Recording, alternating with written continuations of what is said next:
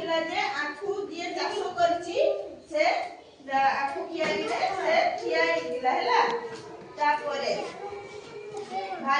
ଭାଲୁଟି ଆଖୁ ଖାଇବାକୁ ଉପାୟ ଚିନ୍ତା କଲା। ସେ ସିଂହ ପରି ଶବ୍ଦ କଲା। ତାପରେ ଭାଲୁଟି କଣ କଲା? ସେ ଚିନ୍ତା କଲା କେମିତି ଆଖୁ ଖାଇବ ହେଲା। ଆଖୁ କେମିତି ଖାଇବ? ତେଣୁ ସେ ସିଂହ ପରି ଗର୍ଜନ କଲା ହେଲା, ଶବ୍ଦ କଲା। ତାପରେ ସେହି ଶବ୍ଦ ଶୁଣି ଚାଷୀଟି ଡରିଗଲା। ସେ ଭାବିଲା ବୋଧହୁଏ ସିଂହ ଆସିଛି। ସେ ସେଠାରୁ ଘରକୁ ଦୌଡ଼ି ପଳେଇଲା ହେଲା। ତାପରେ କଣ କଲା? ଭାଲୁ ଯେତେବେଳେ ଆଖୁ ଖାଇବା ପାଇଁ ଚେଷ୍ଟା କଲା କେମିତି ଖାଇବ, ଚାଷୀ ସେଠି ଜମିରେ ଛିଡା ହେଇଛି ଆଖୁ କିଆରିରେ, ତ ସେ ସିଂହ ପରି ଗର୍ଜନ କଲା, ଶବ୍ଦ କଲା ହେଲା। ତେଣେ ଚାଷୀ ଭାଇ କଣ କଲେ? ଭାବିଲେ ଆଖୁ କିଆରିକି ବାଘ ଆସି ଯାଇଛି, ତେଣୁ ସେ ଡରିକି ଘରକୁ ପଳେଇଲା।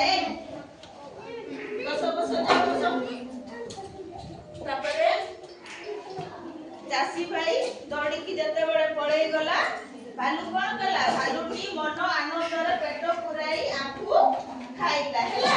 ତାପରେ ଭାଲୁ କଣ କଲା ନା ମନ ଆନନ୍ଦରେ ମାନେ ଖୁସି ହେଇକି ଆଖୁ ପେଟ ପୁରେଇ ସେ ଖାଇଲା।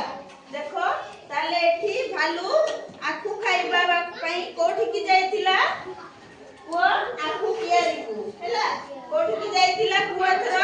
ଆଖୁ କିଆରିକୁ। ଆଖୁ କିଆରିରେ କିଏ ଛିଡା ହେଇଥିଲା? ଚାଷୀ ହେଲା, ଯିଏ ଚାଷ କରିଛି ହେଲା।